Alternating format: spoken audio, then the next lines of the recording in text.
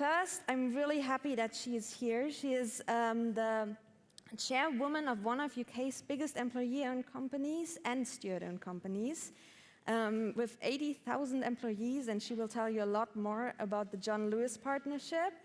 Sharon White, thanks for being here. Thank you.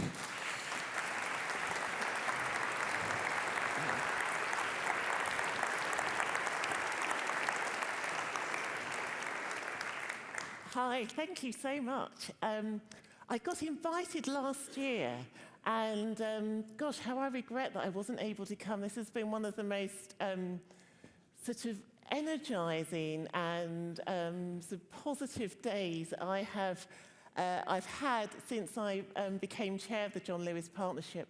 We're not just one of the biggest employee-owned businesses in the UK, we are the biggest by... Just get that one. We are the biggest by some scale, which is why so many of the conversations today about those of us in the room who are just starting out, startups, maybe founder businesses, hopefully what I've got to say about some of the opportunities, but also some of the complexities about being at the other end of the scale, I hope will chime. And I know a number of you have probably looked at the John Lewis Partnership model in the past and hopefully used it for a little bit of inspiration as you started to think about your own business models. So we have almost 80,000 employees whom we call partners. We have 21 million customers, which, given there are only 60 million people in the UK and only 40 million adults, it means that almost everybody shops with us. We are predominantly in retail, which I want to talk about, which I think gives particular issues. It's where we started, and we haven't diversified hugely. So we have a grocery business, which is 2/3 of the business, about £7 billion, which is a sustainable, highly ethical business called Waitrose. And John Lewis itself is a department store business, and we all know the economics of department stores at the moment, which is about £4 billion, and is really, if you talk to people in the UK about where the sort of emotional connection is, it's, you know, the pair of shoes, or you moved your first house, it's that sort of great time you spent in one of our department stores. Now, our history is about 100 years old. And it wasn't John Lewis who founded the business. It was his son, John Lewis. And it took him about 40 years to turn what was actually a very sort of classic, conventional, arch-capitalist business. I mean, basically his father didn't pay even the wages of many of his employees, to the degree that they almost went on strike in the early 1900s. And it took John Lewis about 40 years, essentially wheeling and dealing, and rather deviously behind his father's back, progressively to give the company away. And he sort of started in sort of 1929. There was what's called the first trust settlement, so the first almost sort of piece of legislation which tried to give an indication that there was something different happening. We set up our first newspaper so that partners' employees could voice their views. But it wasn't until 1950, so literally almost 40 years later, that the John Lewis Partnership became a partnership, and the business was given in trust to the partners. And Speedon's vision, I mean, he was basically a sort of genius about 60 years ahead of his time. His vision was that the partnership should be a what he called an alternative to communism, which is sort of, given our location, interesting. So coming out after the war, the idea was that you could have a business that was not just employee-owned, but that was so generous in terms of its benefits and its support to its workers, that people returning from the war after 1945 wouldn't become communists. And he's written sort of, you know, if you've got several hours to spare, he's got various sort of archives on this after the late 1940s, early 1950s. So the business was the first business ever to have universal health care before the National Health Service. It was the first business essentially to set up a sort of state, almost what you would recognize as a sort of state welfare system before the new sort of social contract after the war.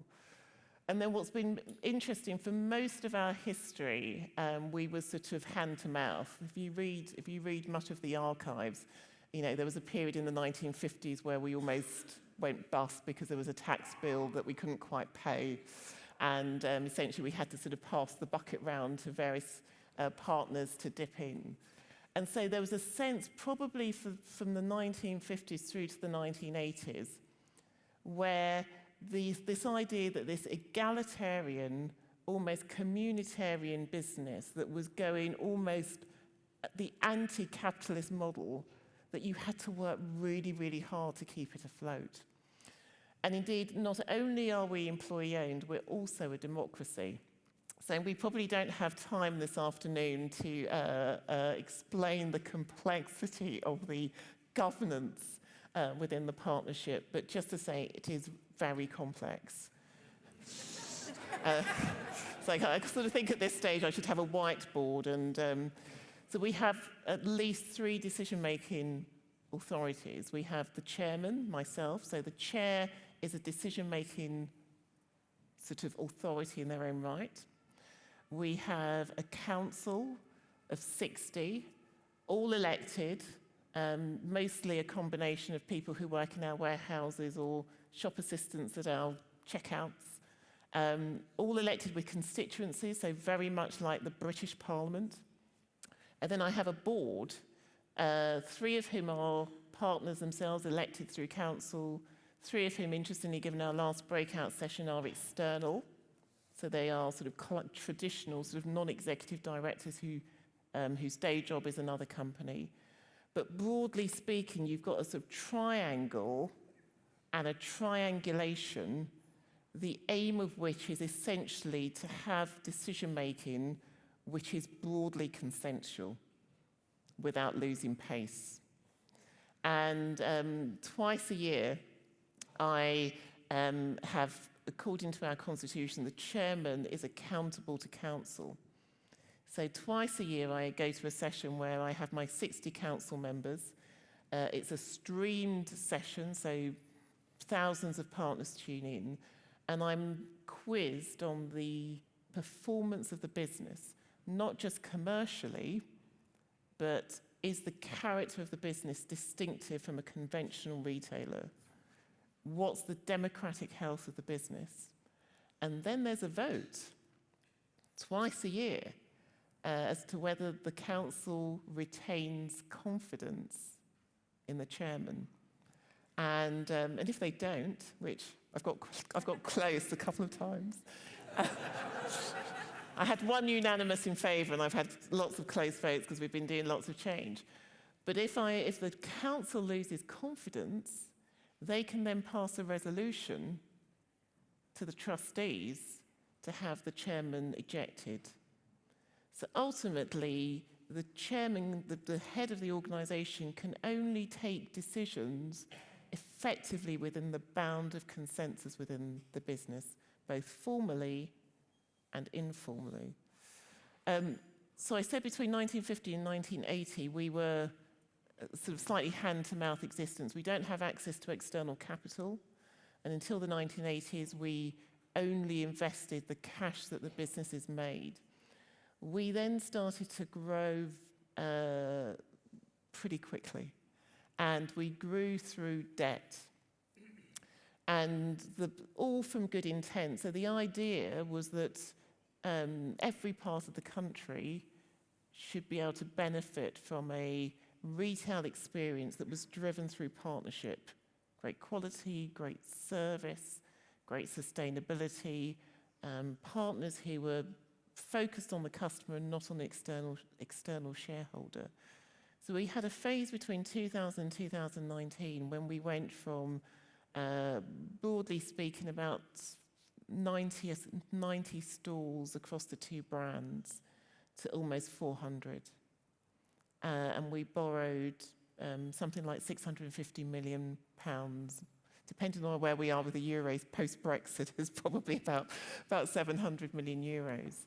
And so the issue for the partnership now is, as a scale business with highly engaging, highly consultative, but also complex governance, where our shareholders are employees, is actually now how do we transform ourselves when the economics of retail have become so much tighter, and when our employees are having to take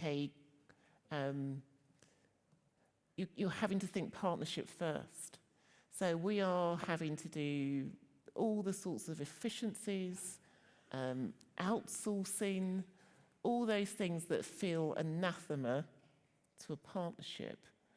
And to be frank, we are sort of 3 years into probably the biggest transformation and the biggest set of changes, certainly through our history. And I think if this is, of wider application to those of you in the room, particularly those of you who are moving to scale, I would say there are maybe 2 or 3 lessons I would take.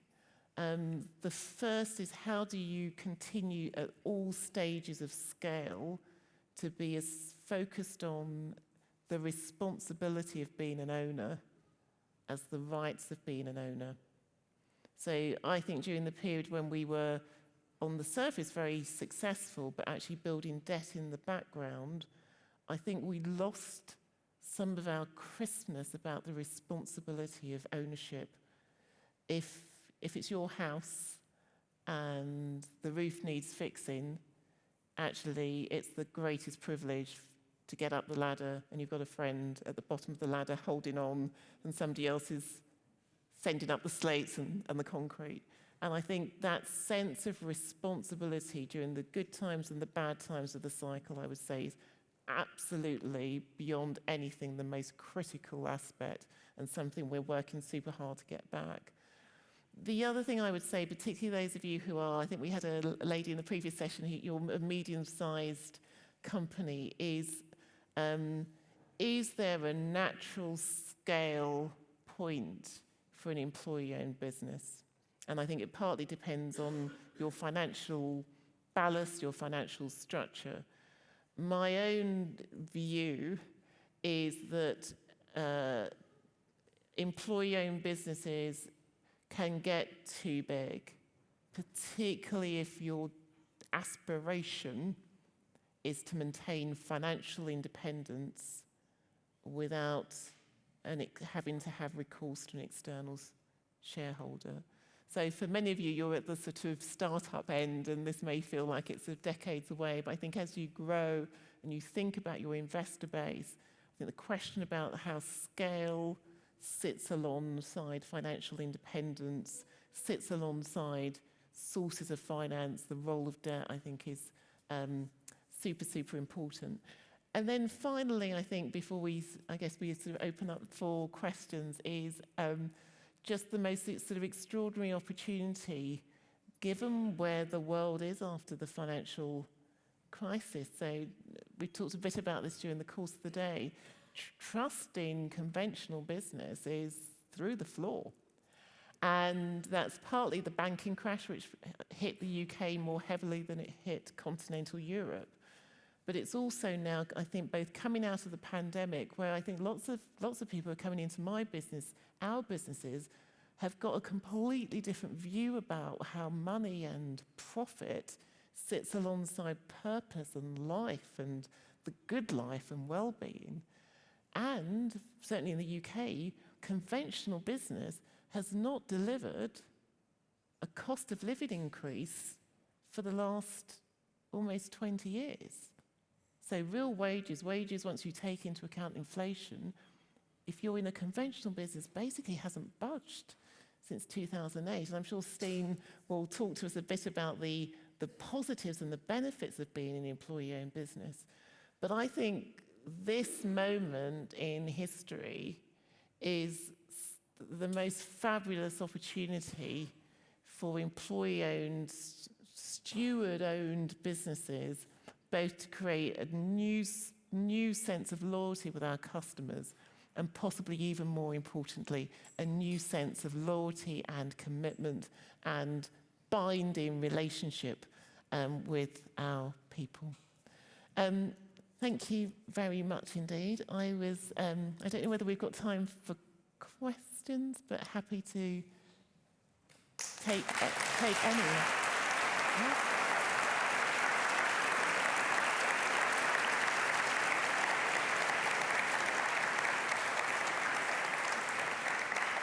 Thank you so much, Sharon. We do have time for maybe 3 questions, I'd say, so pick wisely.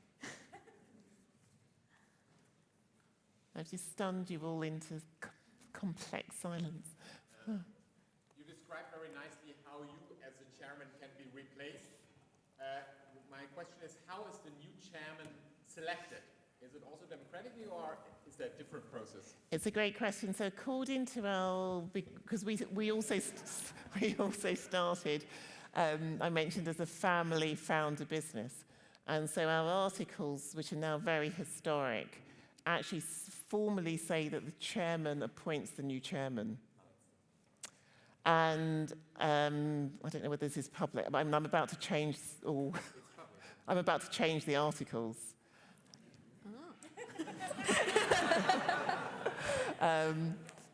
Next month, because actually I don't think it's great governance.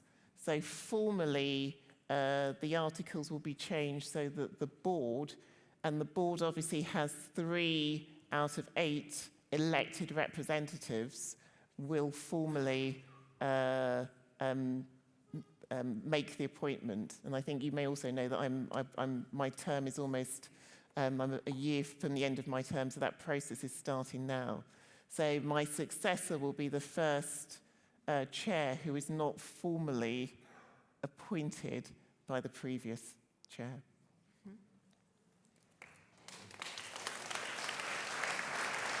Good afternoon. Just from up here, you may hear by the accent, I'm also from home. Yeah.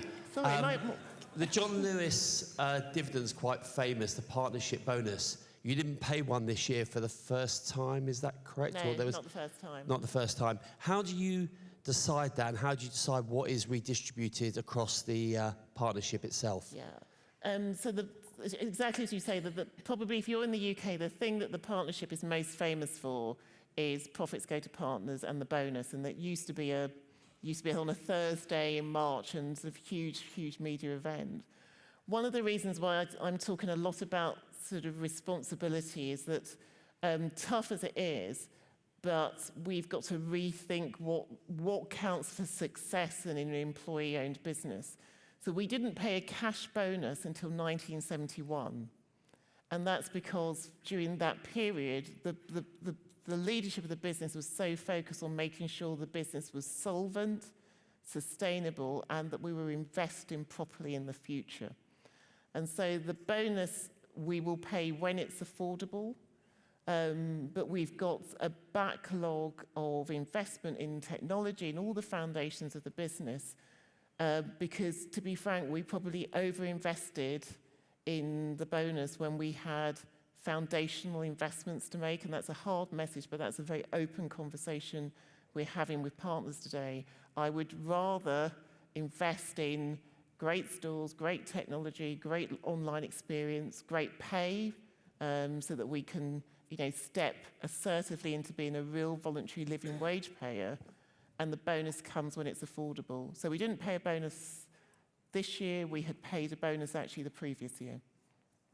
Thank you, Sharon. It was really great having you here. Thank you so much.